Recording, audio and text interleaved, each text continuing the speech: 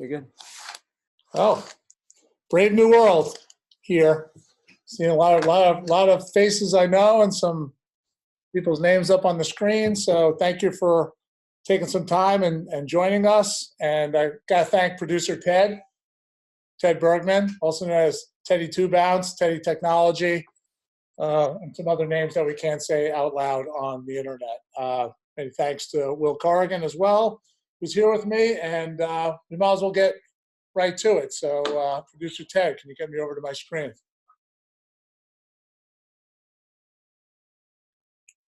So a couple of things, just a couple of things to note. We'll, Coach Bergman and Coach Corrigan will keep track of questions.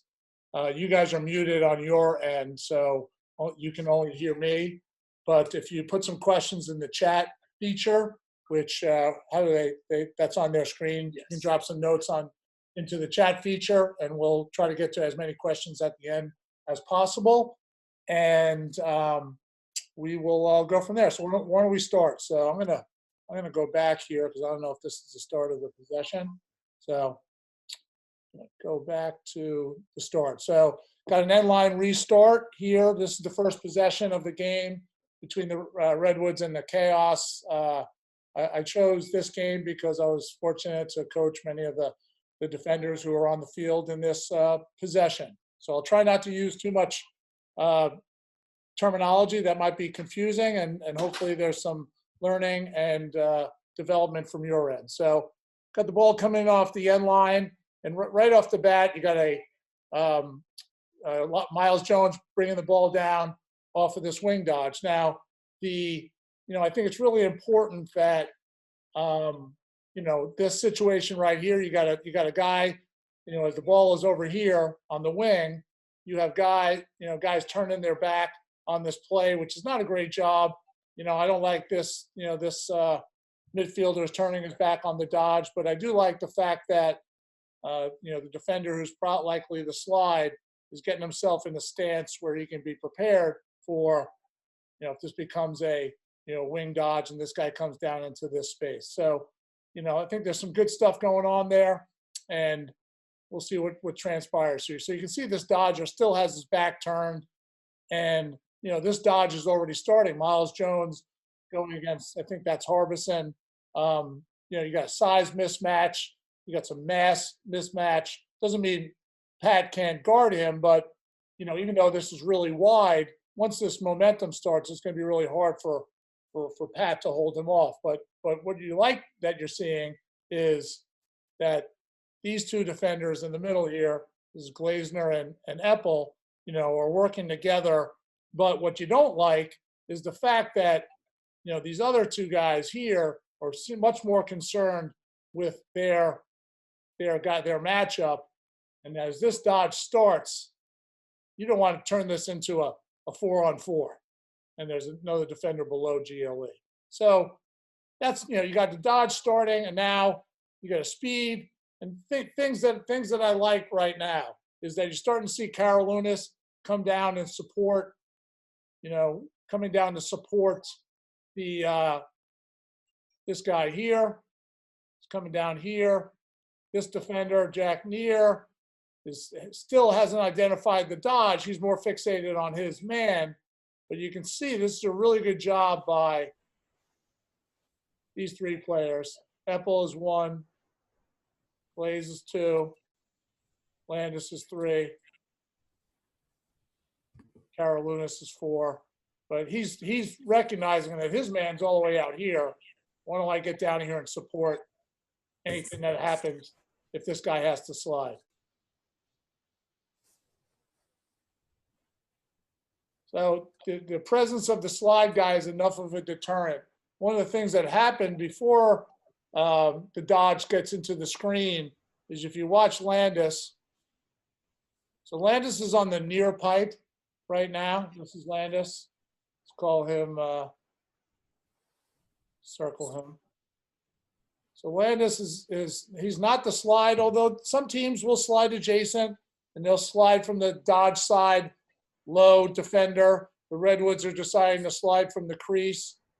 And Landis is filling up some space here, but you can see as this dodge goes on, he moves to the far pipe. I'm a big fan of the concept of being on the pipe that you're on. I don't like the fact that Landis moved from one pipe to another because it can make you vulnerable to, this cut. I think this is Connor Fields here, him coming here. So my mentality on this is stay on the pipe that you're on, because if you get caught in between pipes, that's when you get hung, or that's when a guy can make you vulnerable to that cut. So you can see Eppel's in the slide position here. He's trying to figure out whether he has to go. Is Miles Jones going to go straight to the pipe? Is he going to bounce and maybe come in for a late turn in? So he's got to keep on working 180 degrees here. And it shows you how critical and how important near is to support down here, and how important Karolounis is down here, because, Karolounis's man is not even in the screen. He's somewhere back over here. And the fact that you can't see him means he should be much more involved in supporting these three offensive players from the chaos, 1, 2, and 3. So that's where we are in this clip. So I'm going to play this further. So Landis gets caught, being indecisive on what pipe he's on. But, if you don't care about, big, little, which I really don't care about personally. I know some teams do. Looks like Harbison's starting to stack here. He's going to stack with Miles Jones in case Fields continue to carry here. So he's bodying up on him there so that Landis could get through potentially if that became two-man.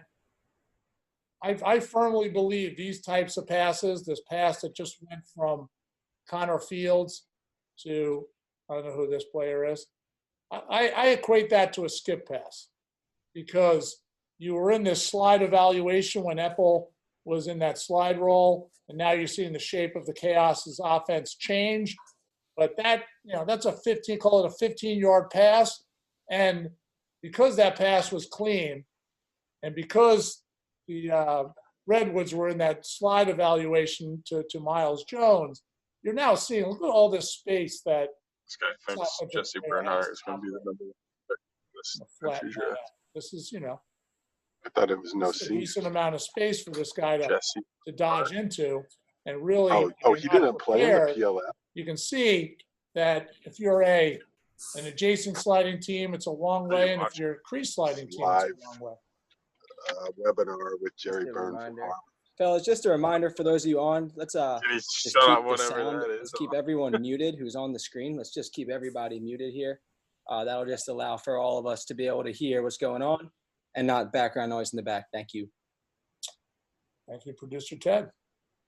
So you can see how much room this guy has, and you see in a lot of time in these dodging situations that this guy can split, he can hitch. He knows he's not immediately vulnerable to a double team because he knows he has all this space. So that quick pass from Fields to this offensive player makes this a really hard approach for Karolounis and puts a lot of pressure on your defense.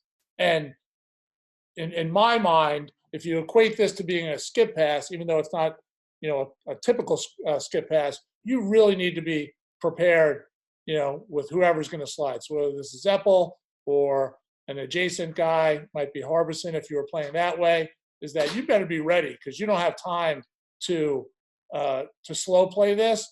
And it's really important for Karolounis, who is this guy, call him X, is that he really wants to just force a double move here to buy time for whoever's going to slide. So there's a lot of pressure here, and you got to be prepared. So you can see Eppel is recognizing that space, and he is completely squared up. This is Eppel here. He's clearly already committed to sliding because he's seeing the long approach that Karolounis had to this offensive player. I'm not a huge fan of squaring up until you're finishing your slide, but maybe he's concerned about, the double move and this guy coming out of this, hitch or split and be able to shoot at 12 or 13 yards. So technically not a fan of this. I'm a fan of his preparation, but not a fan of his stance. it's a great check by Karolinus, and so they're able to recover. And you can see Eppel recovering back to his man. So now you got a little two-man here. Let's call this dodge is probably like 25 yards from the goal, and that means Karolinus can have this distance between his man and the pick that's going to happen here, or the two-man that's going to happen here. You don't know where it's going to be. Is it going to be here? It's going to be here. It's going to be at that angle. I'd like him a little bit closer so that if the guy comes off of it and there's an actual pick, the guy doesn't have a 7 or 8 yard run at him, because that's pretty advantageous for the offense. So ideally, I'd love for Karolinus to be probably right about here. That way he can react in either direction if there's a pick, and he can switch and get through if he has to, and he can recover back down if there's no pick. I don't like the one-handed poke by Jack Neer. It's kind of phony ball pressure in my mind. So he gets through. They call a switch, and because there's no ball pressure, I think all of these defenders have to be prepared for, you can see Eppel being prepared to slide in multiple directions, 180 degrees. He's protecting this whole area here. Harbison is off ball. He might be thinking about, hey, I got to prepare if Eppel goes and this guy pops into that space, I have to maybe help with that skip lane. So, Jack Neer is in a great space. And so again, I consider that another skip pass. And now you got Miles Jones starting his dodge at 13 or 14 yards, which is, again, advantageous for us. And if your whole defense is spread outside this 2-point arc, you're getting this temporary 4-on-4 that's really advantageous for the chaos. So again, another tough approach. And this is, when you're Eppel in this role, and Eppel is this guy, he's got man responsibility. He's got evaluating. He's looking at Miles Jones with, space to dodge in 2 directions. And on the perimeter, you got, Jack Neer, who's trying to react. You got Karolinus, who's got his back turned here. And this is, again, this temporary 4-on-4. Really good offensive coaches and really good offensive players recognize that. And if Harbison doesn't get a piece of Miles Jones here, he's going to get to the middle of the field. Not a great stance right now from Eppel. He's standing up straight. He's squared up to it. And because of that, I think you're going to see the pressure that it puts on Landis and Glaze to help support in here. Because if they're not getting support from these guys, this temporary 4-on-4 puts a lot of pressure and gives a lot of opportunities for this guy right here to cut to space behind Eppel.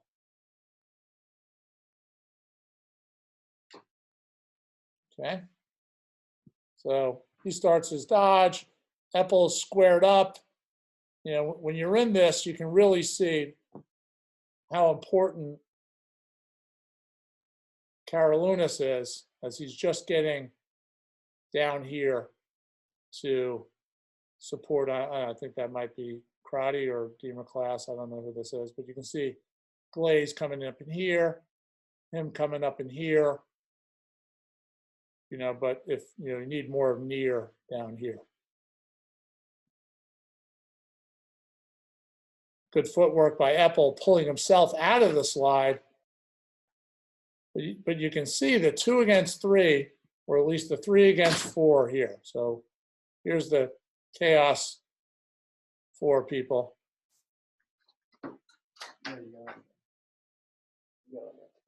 you can see, because Eppel is evaluating his slide here and starting to finish it.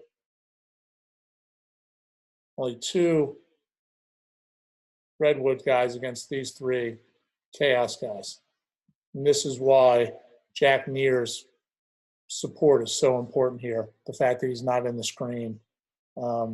means puts a lot of pressure on Karolinus and Glaze. Oh, producer Ted is back. What's up, guys? Just here. We listened to your complaints. We hear you, and we are now working on turning off the sound that you guys are all hearing that every time someone enters the chat. And TB8 Productions has succeeded. Back to normally programmed content. Okay, so here we are.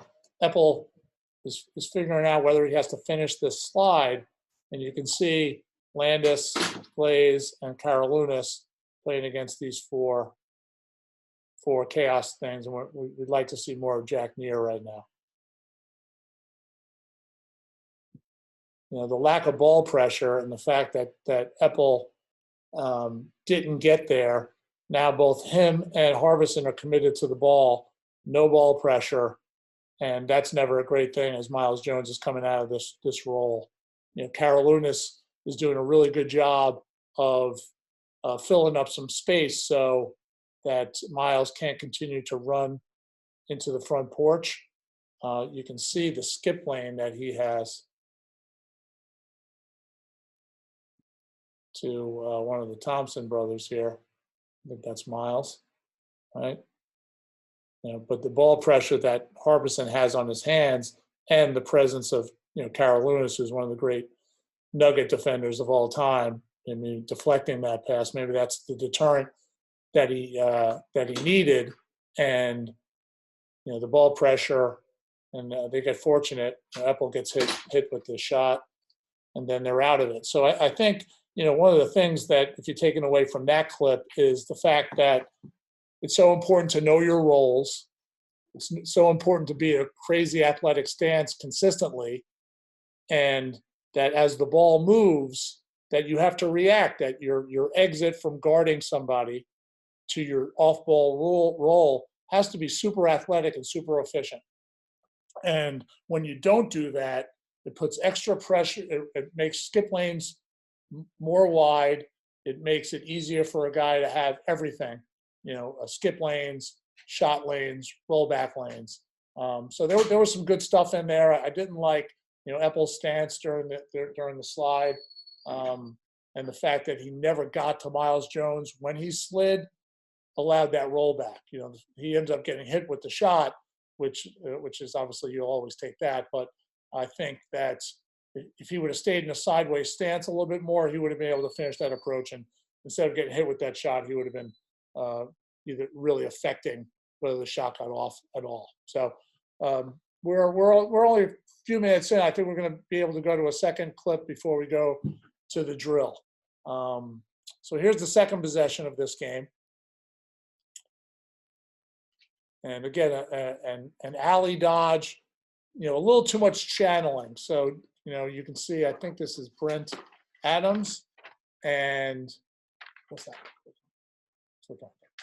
Brent Adams does what we call channels him versus channel. So he was more like at that angle versus more of a confrontational angle. He's obviously a great athlete, and maybe he can survive that. But I don't like to give people straight runs, you know, at the near pipe. I think it's too easy for guys to get to this spot and be able to have everything.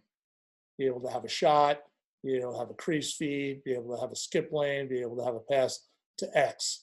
So he's channeling, and now he's getting his hands pinned a little bit. You know, really, really good stance from the Redwood defense here. You can see Sexton is starting to pull down a little bit, which I think is really important.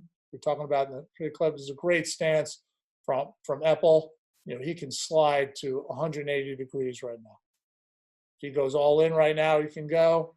He can meet him here. If he carries deep, he can do that.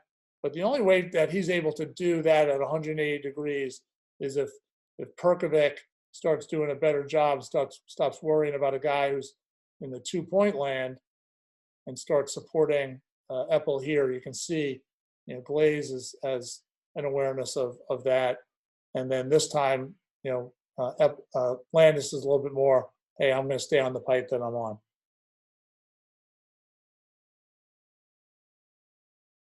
So again, we're talking about that can be 2-man at times. So, you know, right here, again, every team does it different. Every high school team does it different. Every college team.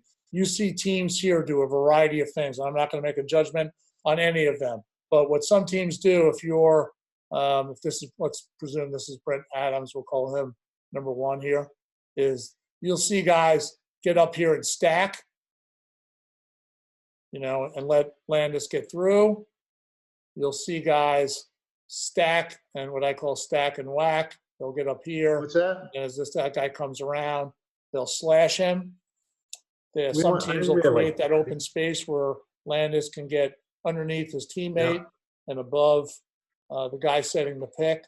But you know, this is the benefit of Landis being on this pipe to start this, is that if you don't care about big little and you don't care about switching, the fact that this dodge comes back this way is not that scary. This is a really good job by Eddie Glazner right here. This guy, you can see him, he's got a stick on Miles Thompson, and he's sneaking a peek at of what's going on behind the cage. So that's a really good stance by him. You can see Epples doing the same thing. He's got a stick on his man, turning his head to try to find whatever's happening behind here. You can see Perkovic is down here supporting Glaze on Miles Thompson. Coach Byrne. Yes. Coach Byrne, we have our first question. What does getting your hands pinned mean? You saw that on the dodge, I think, with Brent Adams, I believe, was the defender on the ball. Can they see me right now? Okay. I don't know what to do with my hands.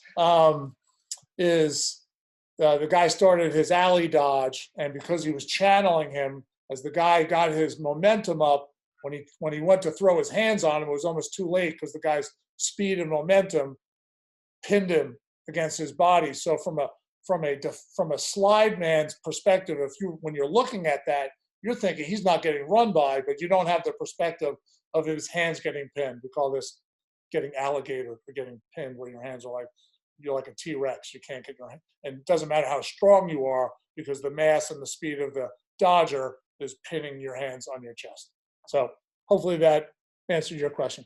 Yep. Feel free to jump in with questions in the chat feature, and we'll answer them as we go. So we're here. There was two-man. You can see John Sexton's trailing his cutter right now, and I think that's never ideal. He's got his back turned to the dodger. This is John Sexton right here. You know, listen, the Redwoods might have had a look away mentality to land us. I don't know.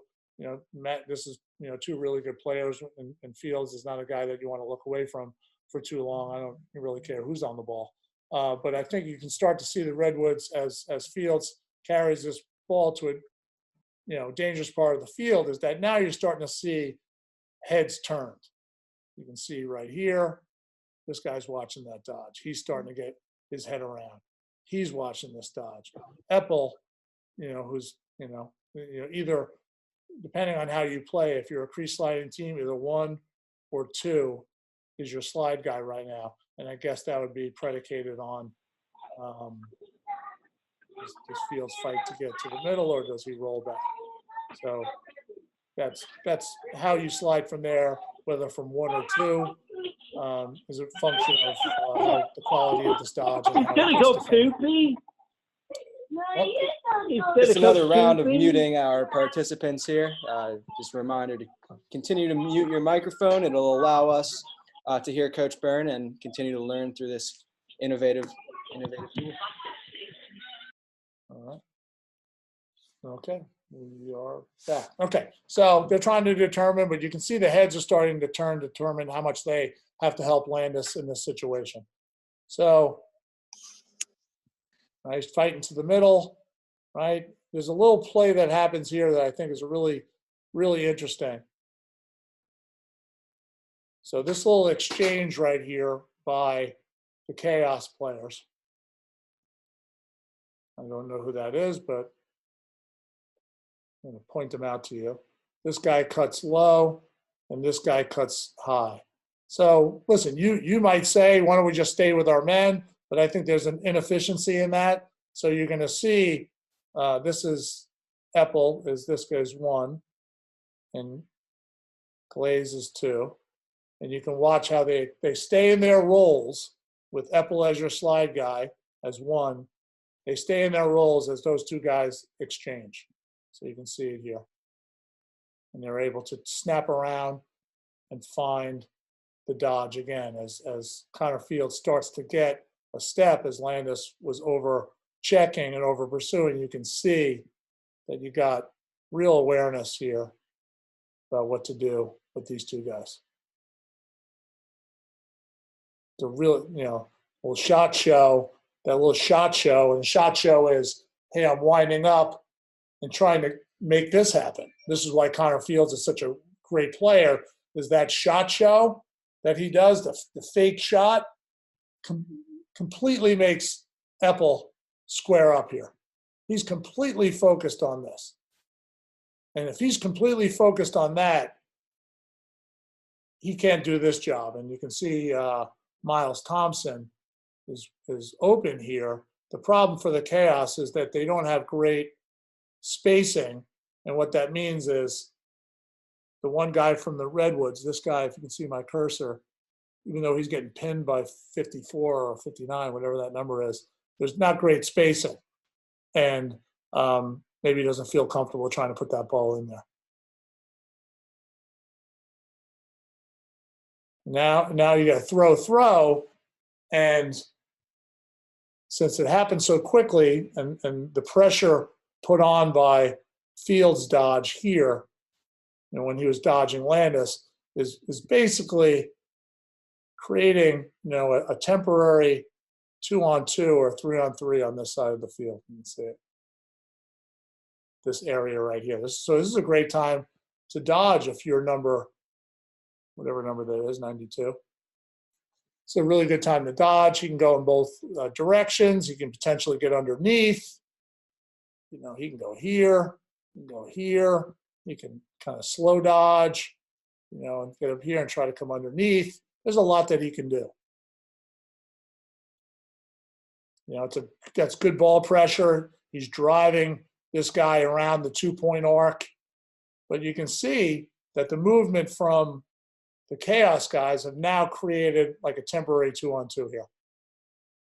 And that's advantageous for the offense, because if the Redwoods, the green team, is fixated on their men and not thinking about support, 2-on-2 is easier to score on a full field than any other situation. So this is really good for the Chaos, really good spacing.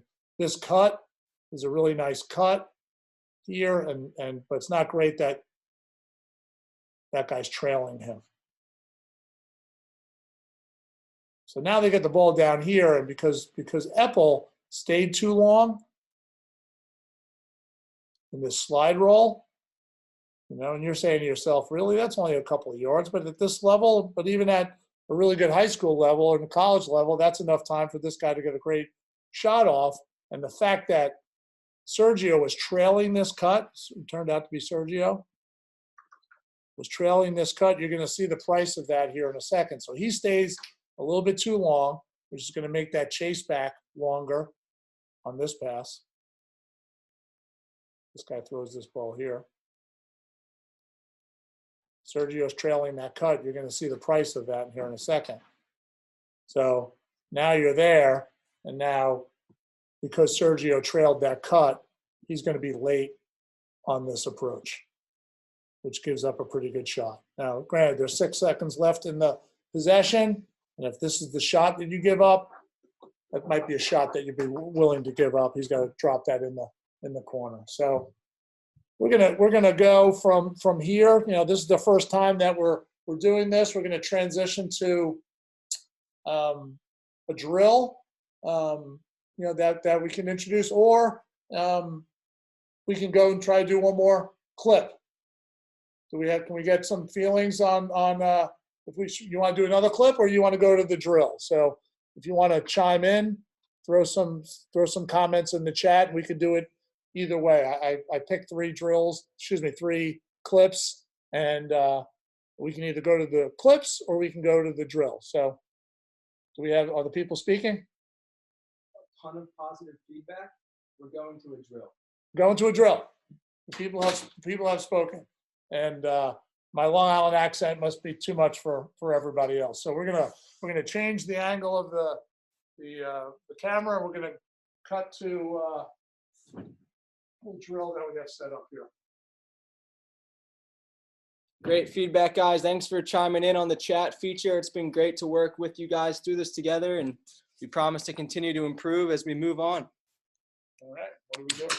Where are we going? You're gonna hold that then? Thank you. All right, it's gonna hold it. Okay, so hopefully you can see here. So there's a drill that every team does. I happen to call it 32 lunch pail, and it's a 3-on-2 approach drill.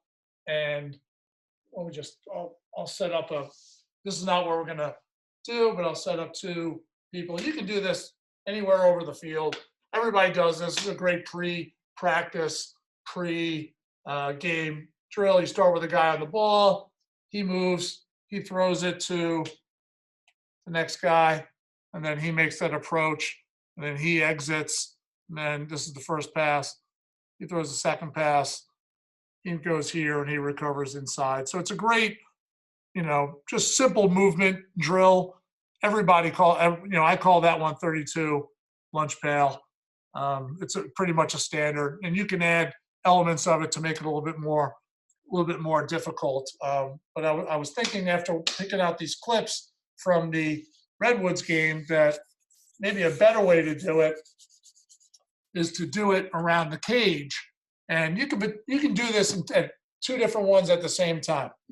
To do this same drill and just use half the field here. So I'm gonna show that here in a second. So here's your 3 players on the field. So this guy's at 15 yards in the hash. This guy's at goal line extended, right inside the corner of the box. And this guy's right at X. And you got 3 defenders. And so what you're practicing is obviously exits and approaches. How I leave a support role and how I make an approach to a dodger.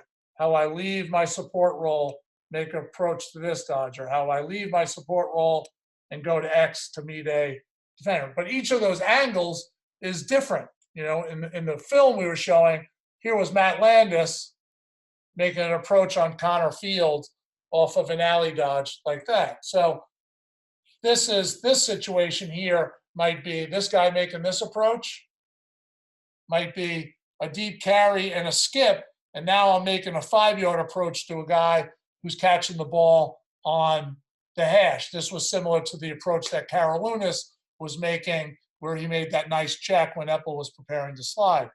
This approach might be off of a throw, and now a guy's catching the ball, may try to come underneath, might try to come topside. A little bit like the pass that Miles Thompson caught and got the shot at the end of the thing. So now you're placing your guys in this triangle. So you can see the 33, 1, 2, 3 defenders, 1, 2, 3 offensive players. And they're in a triangle. And obviously you can change the shape of this triangle any way you want. If you want to create a separate group over here where you have a midi here, a midi here, and a midi here, and now the triangle is like that, and now you got a wing dodge, a top center dodge, and a corner dodge, and you're practicing approaches of different lengths to different parts of the field. So you might start with the ball here, he double moves, and you might add the element of not just the physical space that you are in, but also, hey, number 1, I want you to split and walk the dog. So he split and walked the dog.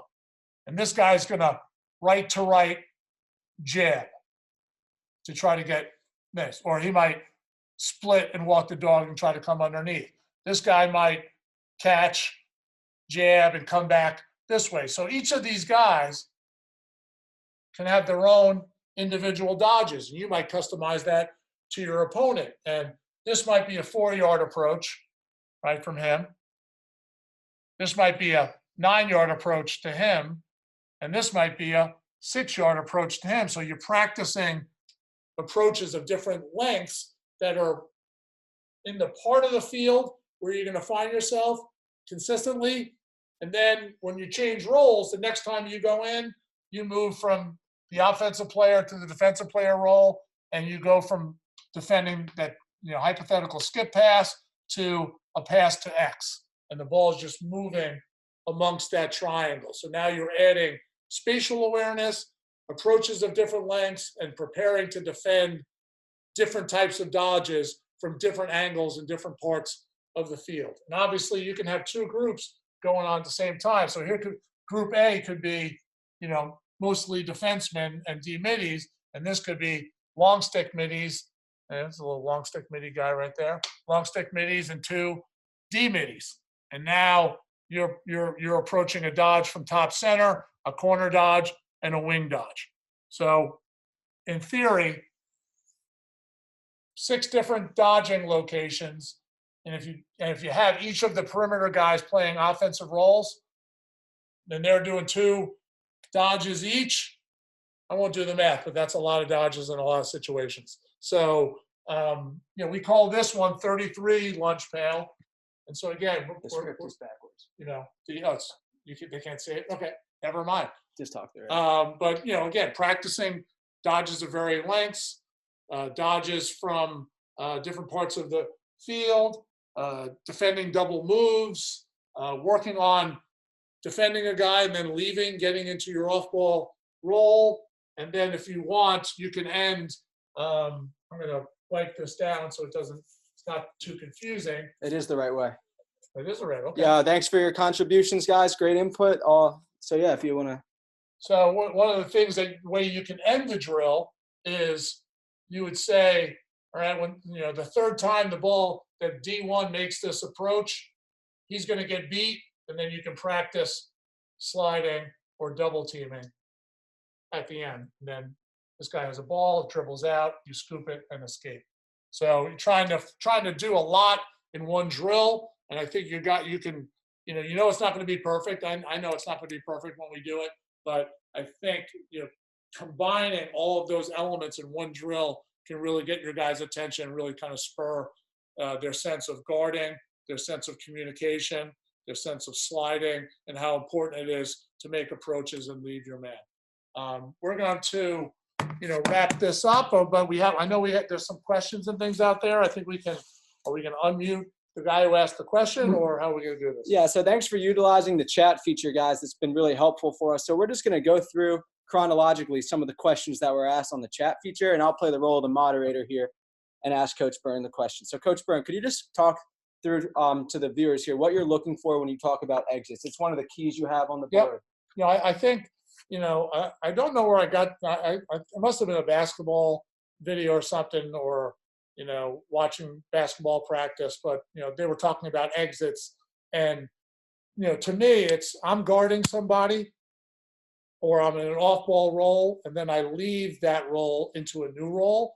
And, what I'm looking for when a guy's leaving a guy on ball, I think one of the things that you see from high school guys a lot is they always want to throw some extra one-hand poke or some extra slash, and the ball's already gone.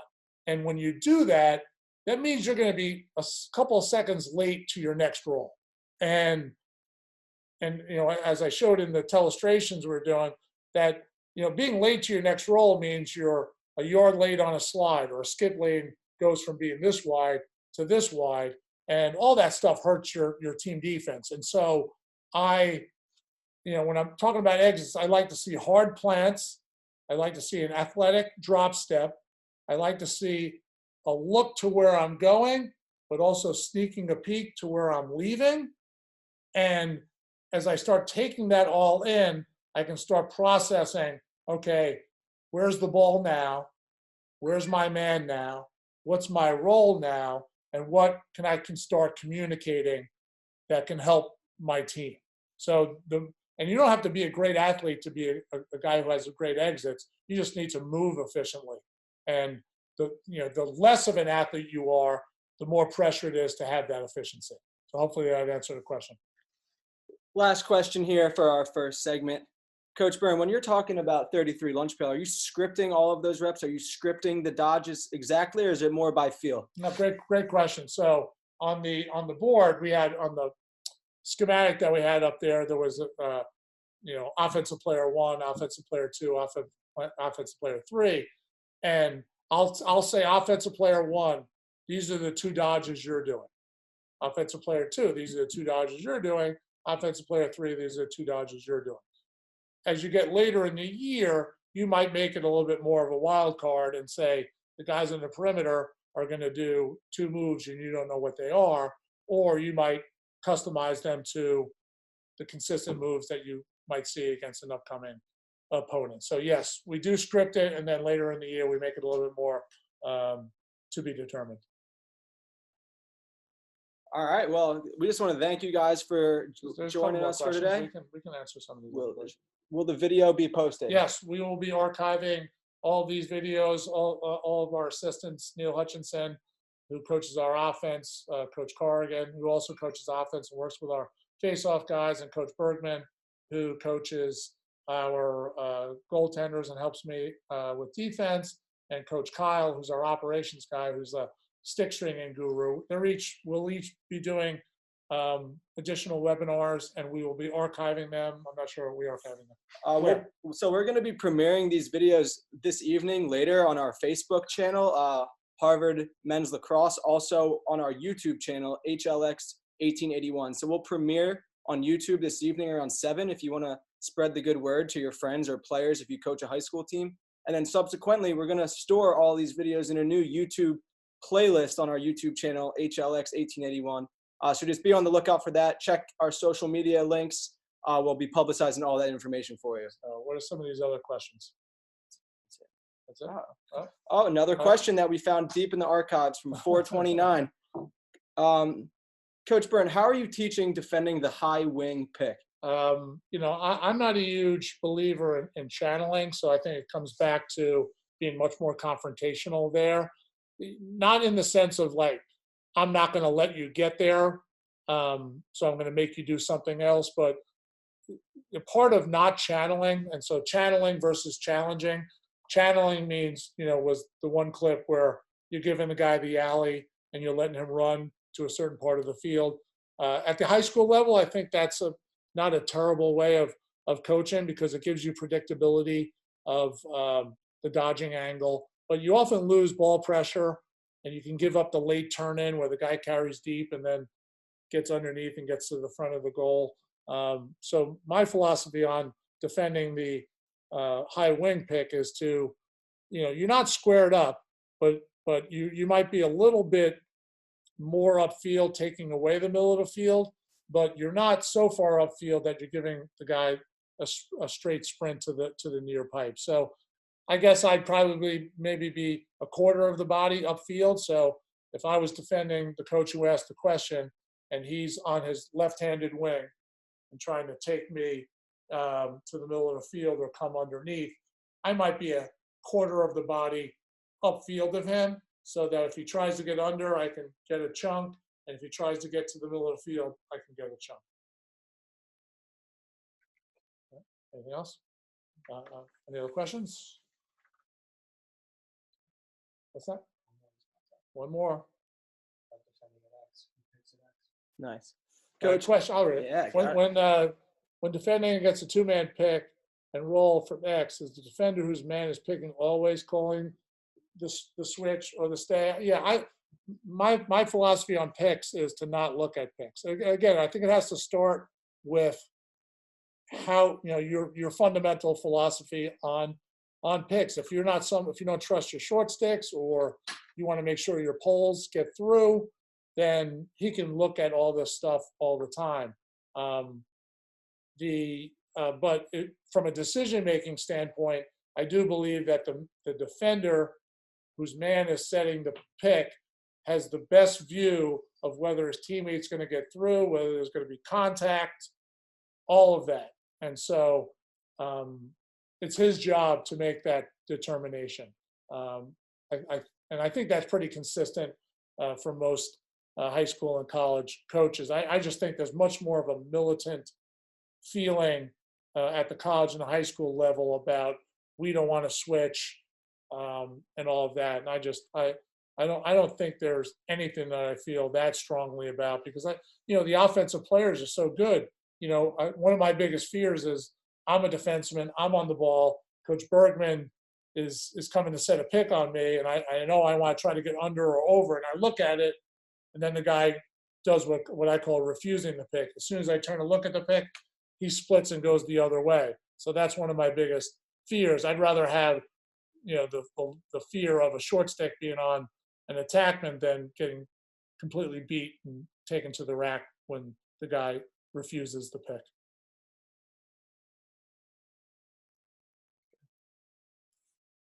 All right. We'll wrap it up. I think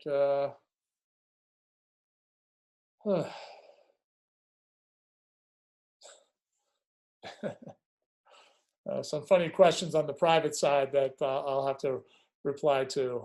But listen, we're just trying to keep our skills alive, just like you guys are during this time. I hope everyone stays safe. Hopefully we can continue to do these over the next few weeks. We're going to try to do as many as possible, and I promise we'll get better at the technological side and look for something tomorrow. We're going to try to do this again, and hopefully you found it beneficial. If you have ideas, please text us suggestions. There's another question. Scott Pugh asked thoughts on the shutoff for Sowers and Teed. I don't care how good or how bad my defense may or may not be. I've never believed in shutting off. I think that can work at high school because the depth of talent, even on really good high school teams, the sixth best offensive player, even on a really good high school team, is not as the difference between him and the first one is really dramatic.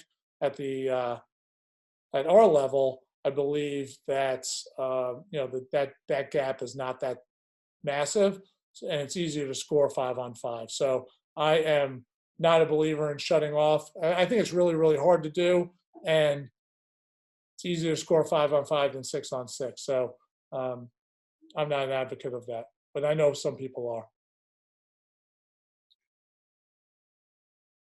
All right, well, thank you, everybody. And if you have questions you want to send us, this will be up, and we'll archive, and we'll do this again tomorrow. We're going to add in some face-off and goalie and offensive stuff as well. So hopefully you've found this beneficial. It was a great 47 minutes. Hopefully my accent wasn't so terrible that you couldn't understand. I'll work on my enunciation tomorrow, but you can take the guy out of Long Island. You can't take the Long Island out of the guy. So peace out. Thank you, and have a great day.